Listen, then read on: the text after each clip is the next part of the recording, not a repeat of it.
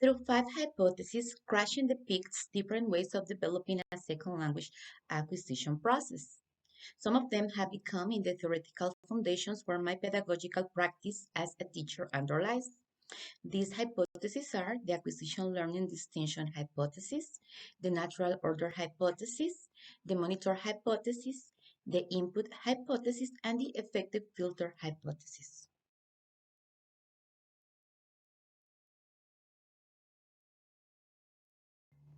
The principles derived from this hypothesis have shaped my thoughts and practices in terms of second language learning or acquisition because I have been able to understand how my students' context, effort, target language input, exposure, consciousness willing to self-correction, motivation, self-confidence, good self-image, and low anxiety levels are essential factors in their target language learning or acquisition process.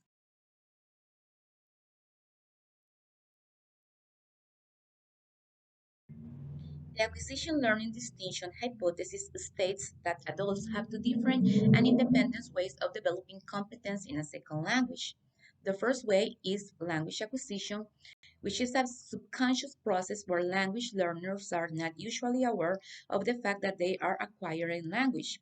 The second way to develop competence in a second language is by language learning as a conscious knowledge of a second language, knowing the rules, being aware of them, and being able to talk about them.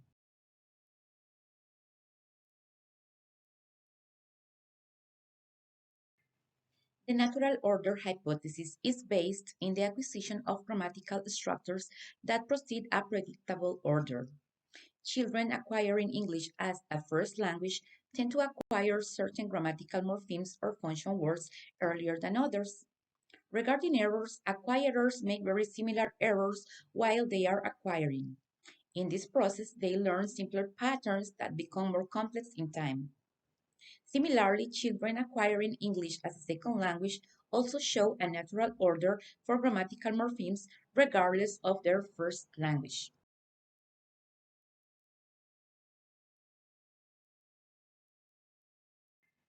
The monitor hypothesis claims that conscious learning is available only as a monitor which can alter the output of the acquired system before or after the uterine is actually spoken or written.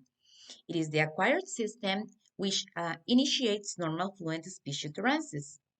Learning comes into play to make changes in the form of our utterance after it has been produced by the acquired system.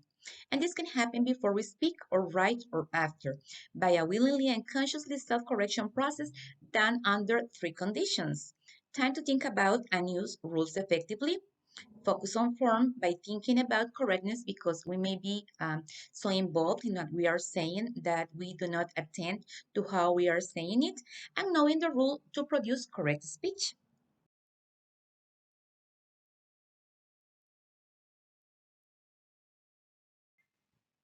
The input hypothesis states that we develop a language when we understand language that contains a structure that is a little beyond what we know, and by using more than our linguistic competence to help us understand.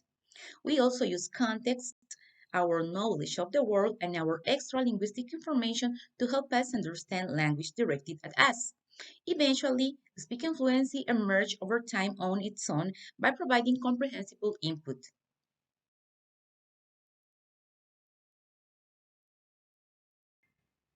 The affective filter hypothesis claims that motivation is a key element since performers with high motivation, self-confidence, good self-image, and low anxiety levels do better in second language acquisition. These attitudinal factors relate directly to acquisition and not learning. However, it does not change the fact that input is the primary causative variable in second language acquisition. Affective variables act to impede or facilitate the delivery of input to the language acquisition device.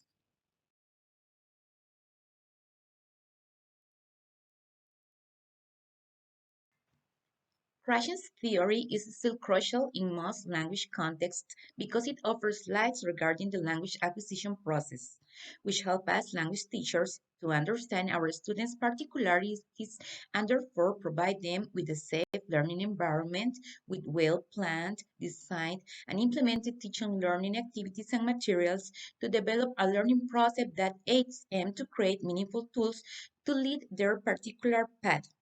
For these reasons, these five hypotheses for second language acquisition influenced my pedagogical practice because by knowing them, I have been able to become a better teacher. Thank you so much.